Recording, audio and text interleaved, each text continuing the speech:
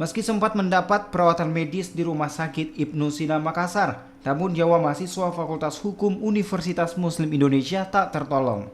Mahasiswa semester 7 angkatan 2016 ini tewas akibat luka yang dialaminya. Sebelumnya, korban yang berada di dalam kampus sedang menikmati kopi, namun tiba-tiba diserang sejumlah orang tak dikenal yang menutup muka dan membawa senjata tajam pada Selasa petang. Setelah sempat mendapat perawatan medis di Rumah Sakit Ibnu Sina, jenazah korban kini dibawa ke Rumah Sakit Bayangkara Makassar untuk pemeriksaan lebih lanjut. Sementara pihak kampus menyerahkan penanganan kasus ini kepada kepolisian. Kita sudah berusaha semaksimal mungkin dan alhamdulillah protokol kita sudah hadir dan juga sangat membantu kami. Harapan kami mudah-mudahan kejadian seperti ini tidak lagi terjadi.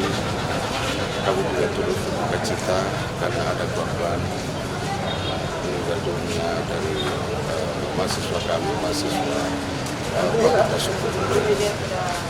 Ya, harapan kami mari kita menyerahkan persoalan kehidupan ini sudah berlaku bersama hukum sehingga kita memberikan kesempatan kepada kita aparat.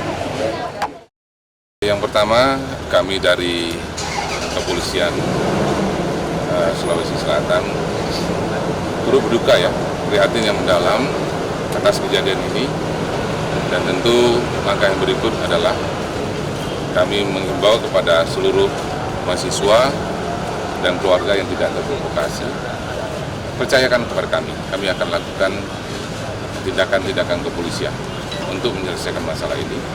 Kemudian jenazah ini akan kami bawa ke Rumah Sakit Bayangkara untuk melakukan pemeriksaan lebih lanjut.